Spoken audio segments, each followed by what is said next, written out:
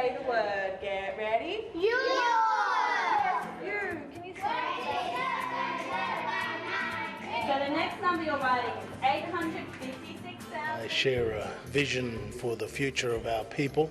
I just have this very deep conviction that education must be at the centre of that vision.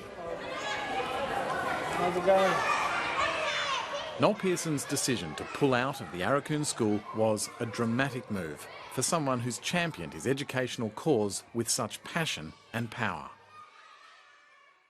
Give me any teacher, and if we arm them to do good teaching, we get good results. Get the teaching right, and the teacher will lift.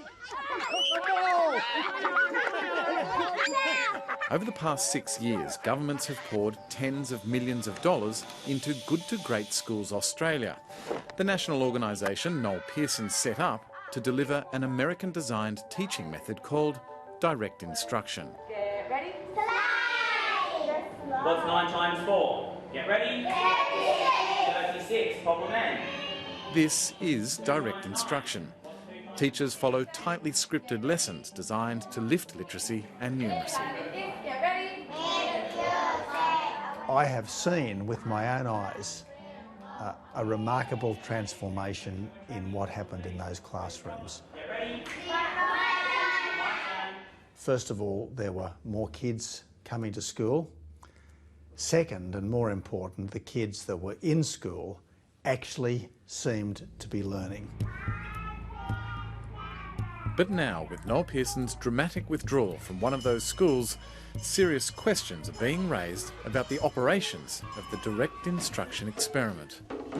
What I want to get to the bottom of is where our funding has gone and what is being delivered for that money. If there are any irregularities that are improper, then that's exactly what the Audit Office is investigating right now. The trouble for the education revolution set in motion by Noel Pearson intensified 6 months ago in the remote community of Arakoon. The school is an oasis. It is an absolute beacon in that community.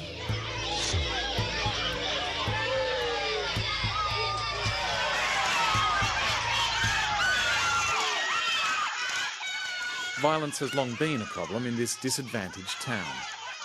After a school principal was attacked at Arakoon.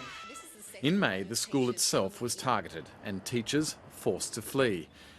It put the spotlight on Noel Pearson's education agenda, with the Queensland Government launching an investigation. The school review team that had a forensic look at how the school in Arakoon was being run found that there were some financial irregularities. When I first arrived, I was certainly excited the fact to be working with, look, I've read a lot of Noel's work. Early last year, John Bray was the newly appointed executive principal, overseeing the Arakoon School and another 2 remote campuses at Hopevale and Cohen.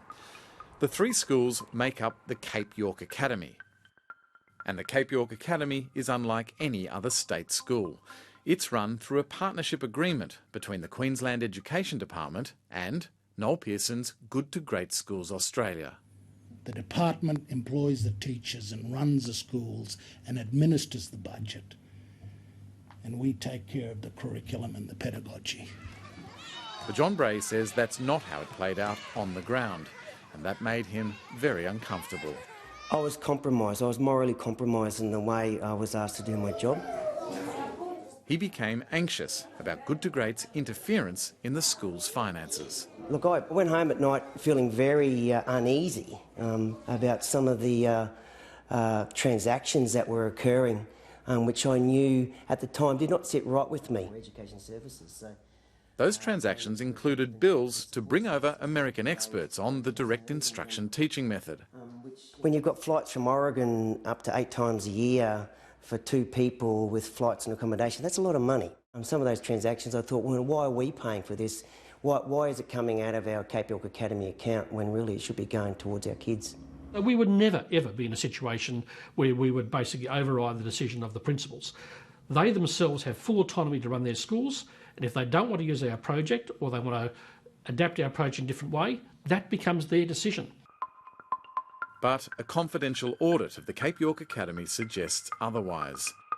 The Queensland Education Report obtained by 7:30 found Good to Great schools were providing direction for day-to-day operational activities, including budget management and decision-making. The report says that senior school staff were unclear on their roles and reporting relationships because of the absence of an up-to-date formal agreement between the Education Department, Cape York Academy and Good to Great schools. Overall, the audit identified a significant number of high risks, which posed an increase in the possibility of fraud and official misconduct. It particularly highlighted payments of more than $200,000 to Good to Great, which could not be adequately substantiated or explained. And the matters that I referred to, frankly, in this internal audit report, as I said, go to issues with Education Queensland, not to Great schools. Michael Andrew is a board member at Good to Great Schools Australia and in charge of ensuring good governance. They have quite rightly identified some weaknesses in internal controls. The consequence of those, if they're not corrected, might lead to those particular issues. They're not saying that any of those matters have occurred, and rather that's a relatively common terminology in what I'd call an unsatisfactory internal audit report. What we've seen in the internal audits is concerns around the paperwork and the systems that have been used in regards to the expenditure of taxpayers' dollars. Noel Pearson insists that Good to Great Schools Australia has no role in the financial management of the Cape York schools, and that that's the job of the Queensland Education Department. Do you accept the current agreement lacks clarity? Yes, I do. And I think it's historical that basically this started off as a loose arrangement, and I think the current arrangements do require formalisation. This building in Cairns is home to Good to Great Schools Australia. This year the organisation is managing a $12 million budget. To see what that money delivers to remote classrooms, we head north to the Cape York Academy's Cohen campus. The Queensland Education Department did give us permission to film inside the Cohen campus, but that access was suddenly revoked following an intervention by Noel Pearson. Look, I know Noel well. I have enormous admiration for him. Is Noel a perfect human being? Well, none of us are perfect. But I think that Noel Pearson has been a prophet, a P-R-O-P-H-E-T, a prophet for our times. Right from the start, Noel Pearson was at the centre of a fierce battle of ideas. Don't underestimate the number of ideological people who are out to get Noel. Don't underestimate the